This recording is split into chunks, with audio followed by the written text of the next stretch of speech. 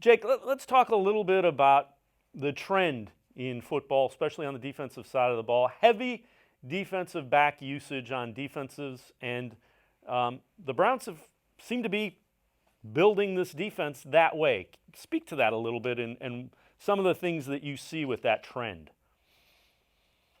Yeah, it certainly ties into modern football and the use of what's called nickel packages, which are extra defensive backs, taking a linebacker off the field. Traditionally, teams play, whether you play four down linemen or three linebackers or three down linemen and four linebackers, you're playing seven in the box and base defense, what's called base defense.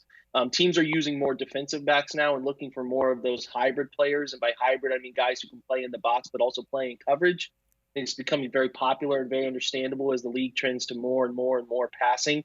And it certainly makes sense, and the Browns have attacked it this way. So when you go nickel, you take a linebacker off the field, right? You take one and put a defensive back on the field because you figure that guy covers in space and runs a bit better. And then sometimes teams are even going with dime packages. So, dime just means you're taking two linebackers off the field and adding even an extra defensive back. So you would have four corners and two safeties and then one linebacker and then your four down linemen or however your defense approaches it. Browns played a lot of what was called 4-2-5 last year, which is kind of taking a linebacker off and adding an extra defensive back, usually a safety, a bigger body type of guy who can play, inside, outside. So they're going to do a lot of that. They're going to do a lot of 5 and 6 defensive back sets. They have a group of safeties they think can rotate in and out and do different things. Carl Joseph, Anderson Dejo, they think are those guys who can play various roles. Obviously, you have Grant Delpit, who at LSU proved he can play near the line of scrimmage and can play in deep coverage, deep half, single high, those types of coverages. Grant can do those things. They like Carl Joseph, a guy who's very physical. He can obviously come up and tackle. He was a high draft pick out of West Virginia. They're trying to let him, he's battled injuries in Oakland, and he comes here trying to prove himself on a one-year deal. They're hoping they can get a lot out of him. And then Sheldrick Redwine, too, the young safety they took in the fourth round out of Miami last year. They're expecting him to have a role, too, as he played a heavy role in the last half of the season last year. So they have flexible parts. And really what you want to do is, as teams continue to play three wide receivers as a base, offensive group, you want to match that with more defensive backs, and that it gives you more options in coverage. And I should mention, too, Kevin Johnson, the nickel corner that they signed out of Buffalo, will obviously have a role as well. But, kind of back to the subject, as you're trying to look at how the NFL goes over the next 10 years or so, the Browns are trying to look at, and maybe they even might micro-condense that down to 5 years.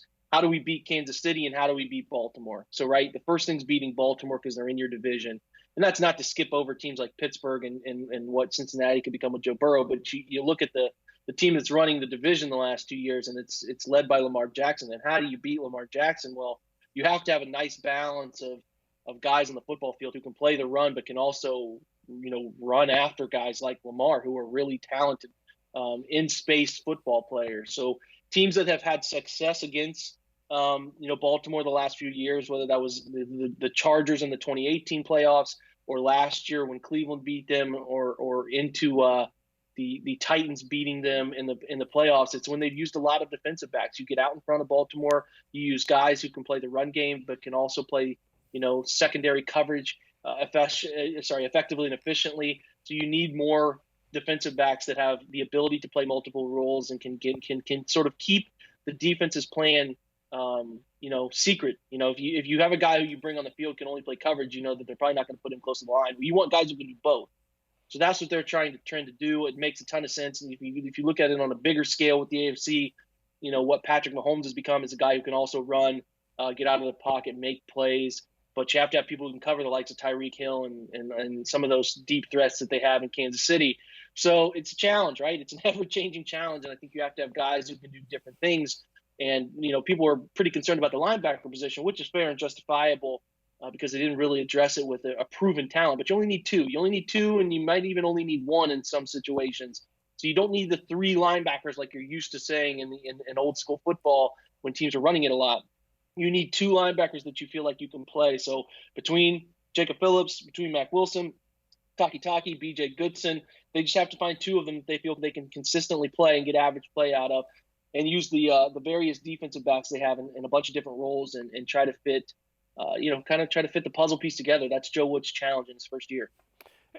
and correct me if I'm wrong, you want the linebackers to be able to run. So the fact that Mac Wilson can cover and the fact that Taki can run kind of fits into the scheme because you might ask them to potentially cover some of these guys that are running like the tight ends. Oh yeah, I mean, you look at Mark Andrews. We talked about two teams we just talked about. Mark Andrews, the Steelers signed Eric Ebron.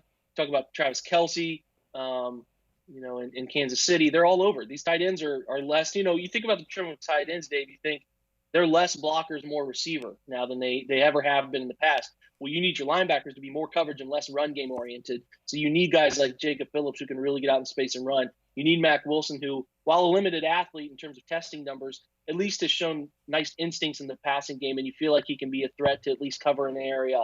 BJ Goodson's a rundown linebacker, and I'm sure they'll use him that way. He wants to get more opportunities to play coverage. We'll see how they use him.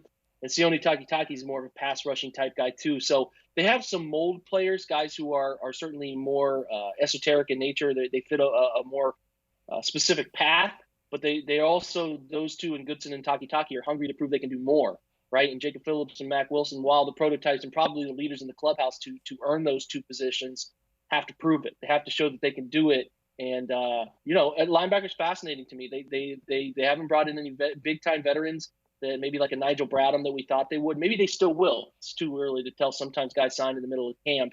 And it's certainly a weird year, so I don't blame any. I mean, there's a lot of big names still on the market, right? The defensive end too. So I don't know. Linebacker is just going to have to be something that is going to be fluid for this year and maybe even moving into next year. Because much like teams on offense don't invest much in the running back position, they don't want to tie up too much there. The Browns are making it clear that they're going to have an investment in their defensive line and an investment in their secondary, especially cornerback, and sort of try to piece together and get average play out of the linebackers and hope the front and the back end can prop those guys up. So it's certainly linebacker is one of the more interesting positions on this group. I don't know how it shakes out ultimately, but I'm certainly fascinated by it.